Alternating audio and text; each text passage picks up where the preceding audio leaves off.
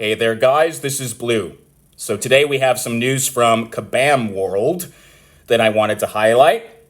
Shout out to my buddy Roddy for posting the tweets, but it turns out that Kabam Mike, or Miike, is out. And so he posted on Twitter, Summoners, obviously addressing the MCOC community. It's been a long road, but today my journey ends, etc., etc. And I wanted to address this just because obviously Forged to Fight was a Kabam game, and Mike was one of their primary public representatives for quite some time, just like he is and has been on MCOC. And I have to say, this guy, he was one of the most pathetic, narcissistic, arrogant, and condescending representatives of any company I have ever dealt with that is not hyperbolic or an exaggeration. I work with companies, corporations for a living, most of whom are much larger than Kabam, and this guy was just baffling, just how pathetic he was, and I am so happy he's not at Kabam anymore. Kabam as a whole is still a joke in my view, really just an awful company, but whether he was pushed out, whether he's leaving of his own accord, I don't really care. But this guy wasted a lot of time. He hurt a lot of people. He pissed off a lot of people. He was absolutely responsible for Kabam losing out on at least some revenue. There were a lot of people who played Forged to Fight who were willing to spend money, including myself, but who didn't, at least partly because of him. Not only because of him. Obviously, the culture of a company like Kabam starts at the top, but he was their public-facing conduit for a very long time. And he was extremely antagonistic. It's one thing to make mistakes. It's one thing to screw up every now and then and atone for those mistakes, but he didn't do that. He was deliberately just really awful. He disappeared for months at a time. He almost never chimed in on the forums or then on Discord after they abandoned their forums. He wouldn't answer questions. He wouldn't give us updates.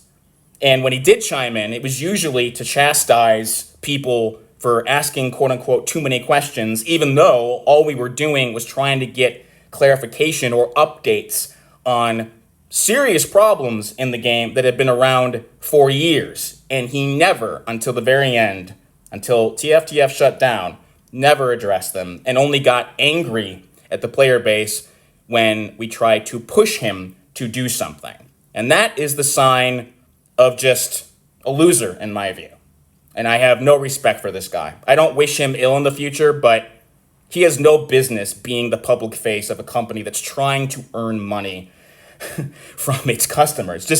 He has no business doing this. This guy really, really pissed me off, and a lot of other people as well. And it's a shame because he wasted so much time. Because his mistakes were so avoidable. And we tried to give them endless feedback, because in the Forged to Fight days, we would have to walk on eggshells all the time because they were a very censoring company.